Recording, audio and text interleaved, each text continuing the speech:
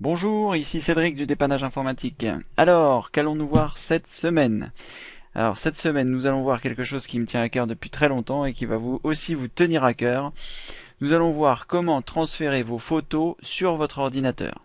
Nous sommes de plus en plus nombreux à avoir un appareil photo numérique et c'est toujours une question récurrente qui vient de la part de mes clients. Comment est-ce que je fais pour transférer mes photos? Alors, pour transférer vos photos, vous avez deux solutions. Soit vous enlevez la carte qui se trouve dans votre appareil et vous l'insérez dans un lecteur de carte qui se trouve sur votre ordinateur, ou alors vous branchez directement votre ordinateur, votre appareil photo, pardon, sur votre ordinateur par l'intermédiaire du câble USB qui vous a été fourni lors de son achat.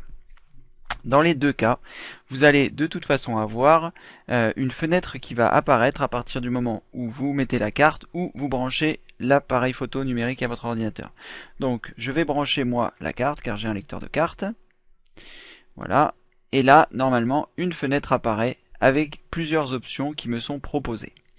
Alors, vous avez la possibilité, en fonction des logiciels qui sont installés sur votre ordinateur, par exemple j'ai Picasa installé sur le mien, et vous voyez que à cet endroit, Picasa me propose de mettre les photos dans l'ordinateur. Je peux aussi importer les images et les vidéos par l'intermédiaire du logiciel de Windows, mais c'est absolument pas ce que nous allons voir aujourd'hui. Pourquoi? Parce que si vous voulez, lorsque vous effectuez ces manipulations, les logiciels le font de façon automatique et vous n'avez absolument pas le choix de l'endroit où ça se trouve, ou l'endroit où ça va être rangé, ou comment ça va être géré, ou quels vont être les noms qui vont être donnés. Donc nous allons apprendre la technique manuelle, mais qui est selon moi la plus fiable et la plus efficace. Alors, que se passe-t-il si vous n'avez pas cette fenêtre qui apparaît? Bon, déjà, on va prendre le premier cas, cette fenêtre apparaît. Donc ici, vous allez choisir ouvrir le dossier et afficher les fichiers. Aucune autre option qui est proposée ici, si ce n'est celle-ci, ouvrir le dossier et afficher les fichiers. Lorsque vous cliquez ici, vous arrivez dans le contenu de la carte. Cette fenêtre qui apparaît ici vous montre le contenu de la carte. Donc je clique, je vois ici qu'il y a un premier dossier qui s'appelle DCIM. Ça c'est la façon dont est rangé mon appareil photo, enfin dont a décidé d'organiser la carte de l'appareil. Donc j'ai un premier répertoire ici qui s'appelle DCIM dans lequel je vais pouvoir rentrer. Et je m'aperçois à l'intérieur qu'il a créé plusieurs dossiers en fonction de la date, en fonction des photos, en fonction d'un certain nombre de critères que lui est seul à connaître. Voilà, donc là, je suis dans le contenu de ma carte, c'est-à-dire que je peux cliquer deux fois dans un dossier et cliquer deux fois, j'arrive sur une photo qui est présente sur ma carte mémoire ou sur votre appareil si vous l'avez branché directement par l'intermédiaire du câble. Donc, nous sommes arrivés ici en cliquant sur ouvrir, etc. Si toutefois la fenêtre n'apparaît pas, vous avez la possibilité ici de cliquer dans le menu démarrer, de venir sur ordinateur, et dans le menu ordinateur, dans la fenêtre ordinateur, pardonnez-moi, qui est ici, vous trouvez votre carte qui est branchée ici. Donc moi c'est une carte parce que j'ai mis une carte, mais si votre appareil photo est branché en direct, vous aurez normalement la photo de votre ordinateur, de votre appareil photo numérique. Je vais y arriver. Donc très simplement, vous cliquez deux fois dessus et vous arrivez à l'intérieur de votre carte, c'est-à-dire l'endroit où nous avons cliqué tout à l'heure et sur lequel nous sommes arrivés. DCIM, à l'intérieur se trouvent les dossiers et on retrouve bien ici la photo. Voilà. Alors, je vais vous montrer une autre astuce. Si toutefois la fenêtre, si un jour vous avez, je vais essayer de relancer la lecture automatique. Peut-être je n'en ai pas la possibilité, donc je vais la ressortir et la re-rentrer. Là, je viens de la sortir, là, je viens de la rentrer, voilà. Si un jour vous avez cliqué sur cette petite case, toujours faire ceci pour les images, et que vous avez cliqué par exemple sur copier les photos par l'ordinateur et afficher machin, donc Picasa va le faire à chaque fois. Dès que vous allez mettre une carte, c'est Picasa qui prendra en charge le format. Donc, si vous voulez revenir en arrière, vous cliquez sur fermer, vous allez dans le menu démarrer, vous choisissez programme par défaut. C'est ici, voilà, programme par défaut, pardon. Et ici, vous avez la possibilité de configurer les programmes par défaut, d'associer un protocole, de modifier les paramètres de lecture automatique, de définir les paramètres, etc. Nous allons choisir ici, modifier les paramètres de lecture automatique. Voilà. Et ici, nous allons chercher image. Et nous allons voir que cette case ici, nous avons toujours me demander. C'est-à-dire qu'à chaque fois, il va me demander. Vous, si vous avez coché la case, peut-être vous êtes sur copier les photos sur Picasa ou toujours importer avec le Windows, etc. Donc dans la ligne image, vous choisissez toujours me demander. C'est-à-dire que vous aurez toujours la fenêtre qui apparaît lorsque vous branchez votre carte. Et vous cliquez sur enregistrer pour qu'il prenne en compte les modifications. Voilà, donc ça c'est une première chose qui est importante. Vous avez la possibilité de le faire donc par l'intermédiaire du menu démarrer et de choisir programme par défaut. Voilà, donc revenons à nos moutons, c'est-à-dire comment allons-nous faire pour transférer ce qui se trouve sur notre carte pour le mettre par exemple dans notre dossier images. Alors, très simplement, et la logique veut que pour passer du point A au point B, il nous faut un point A et un point B. Or là, dans ordinateur, si nous rentrons dans notre carte mémoire, dans Décime, donc nous voyons ici nos différents dossiers dans lesquels sont stockées nos photos, comme nous avons pu le voir tout à l'heure. Voilà. Nous avons déjà le point A qui se trouve ici, mais il nous faut le point B. Donc le point B, c'est quoi? C'est l'endroit sur votre ordinateur où vous allez souhaiter enregistrer vos photos.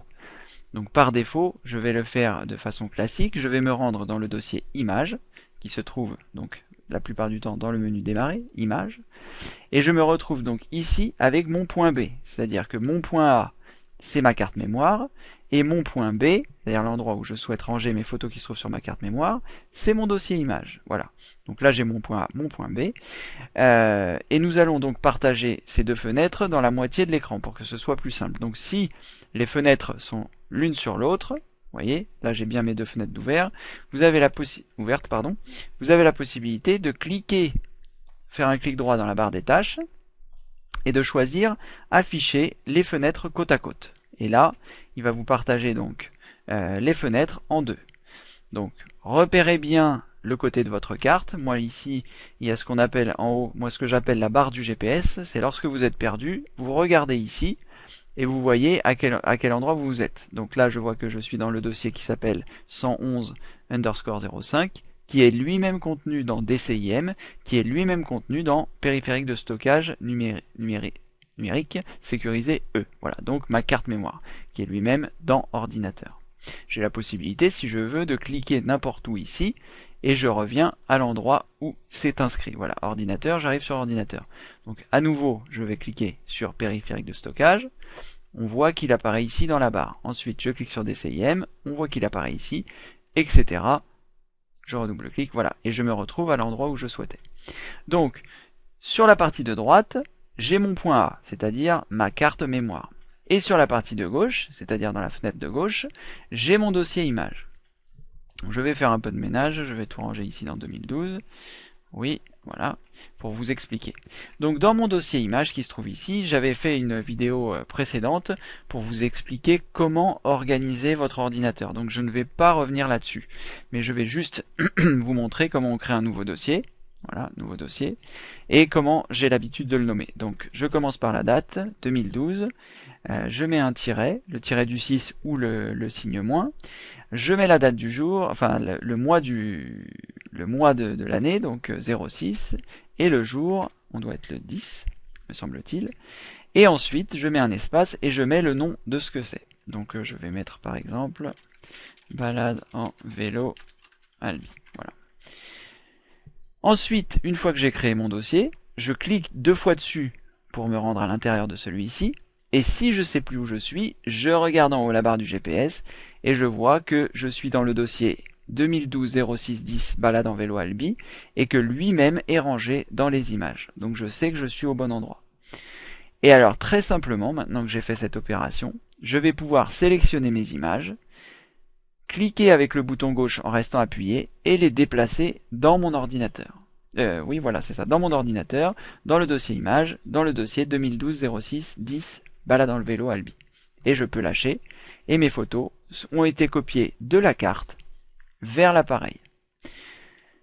Voilà, c'est très simple, c'est pas compliqué, il n'y a pas besoin de chercher midi à 14h. Il vous faut un point A, un point B, le point A étant votre carte mémoire, le point B, le dossier de destination dans lequel vous souhaitez ranger vos photos.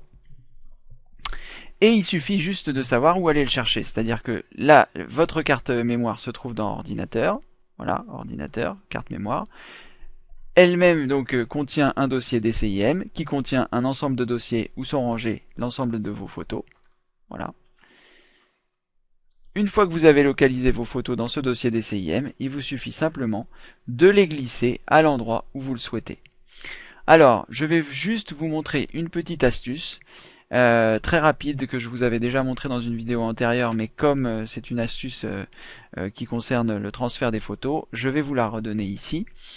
Lorsque vous avez plusieurs photos, par exemple ici nous avons un ensemble de 24 photos, voilà c'est écrit ici, nous avons la possibilité de les sélectionner donc soit toutes, soit partiellement.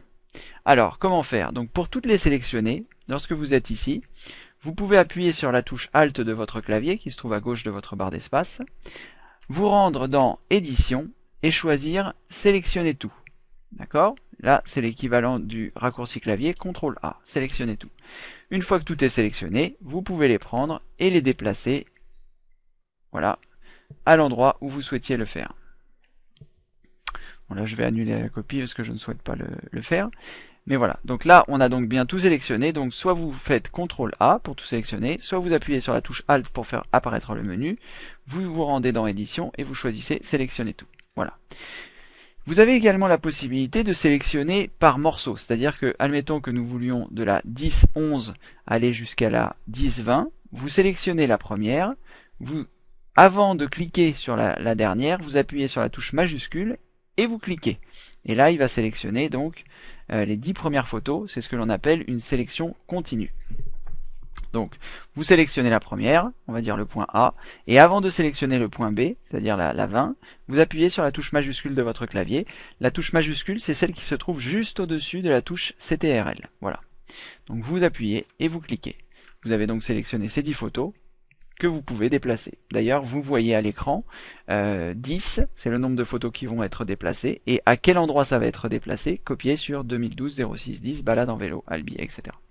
Donc là, je ne vais pas les déplacer.